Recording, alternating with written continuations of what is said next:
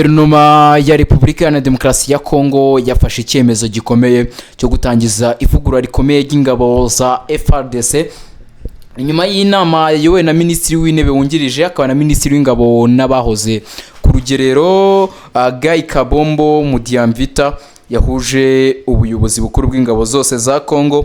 Ariko se iri vugurura risobanuye iki kukirije muri iki gihe se zafasha gukemura ibibazo by'igisirikare cya Kongo kibaze imyaka byinshi kivugwaho ibibazo byinshi. Tugiye byose kubisesengura. Ni The Quick Times News, komeza ubane natwe kugira ngo ibintu bigende neza kandi subscribe mba utarakanda subscribe nkuhaye ikaze. Kuwa gatatu tariki ya 2 Nyakanga ubuyobozi bukuru bwa FARDC bwateraniye i Kinshasa. Iyi nama ni yari isanzwe yahuje Minisitiri Guy Kabombo, Minisitiri Intumwa Eliezer Ntambwe, Mugaba mukuru wa FARDC, mugenzuzi mukuru w'ingabo, abakuru b'ingabo zirwanira ku butaka no mu kirere no mu mazi, abacamanza ba gisirikare, impuguke mu mategeko ya gisirikare.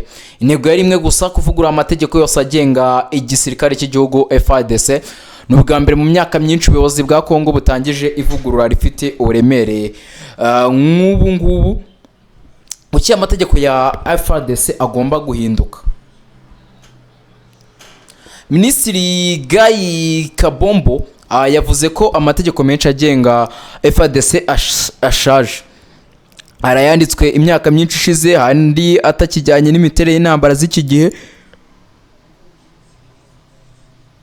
Uyu munsi RDC hanganye n'ibibazo byinshi, harimo M23, FDLR bafatanya nayo, ADF, Codeco, imitwe ya Wazalendo, imitwe myinshi twashe intwari ikorera mu Burasirazuba.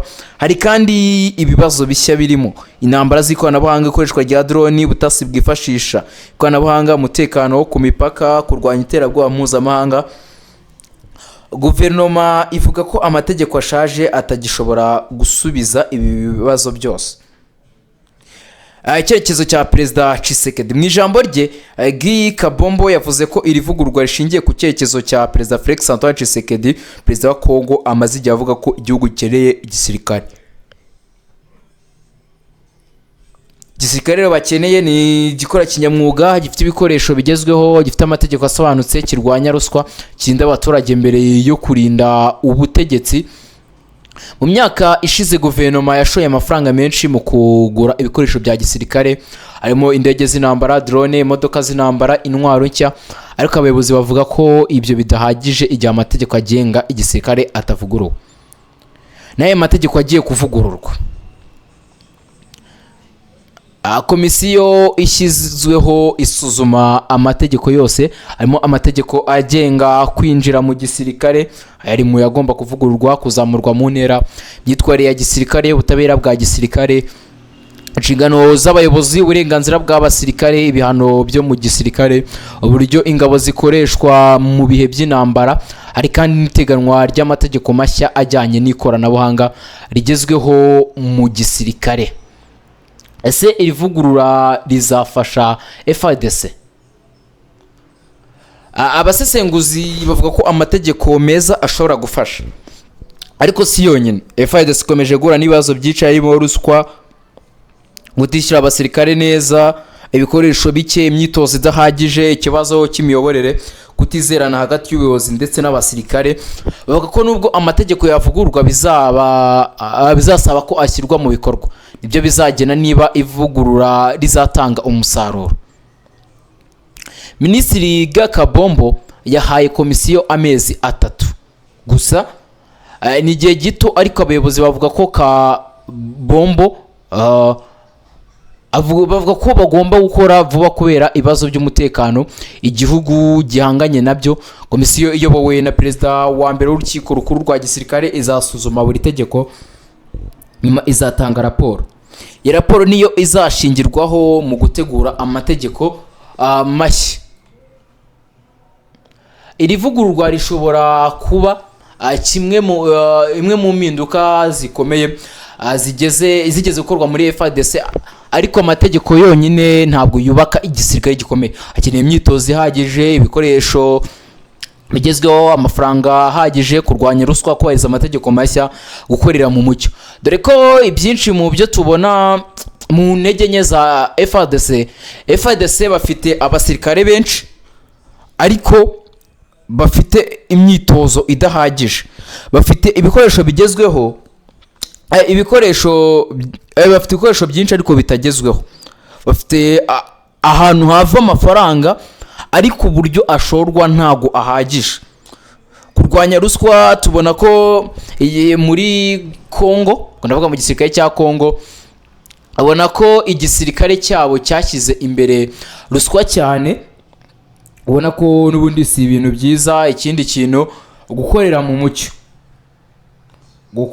mu mucyo nabyo ubona ko ibyo bakora ntago bakorera mu mucyo,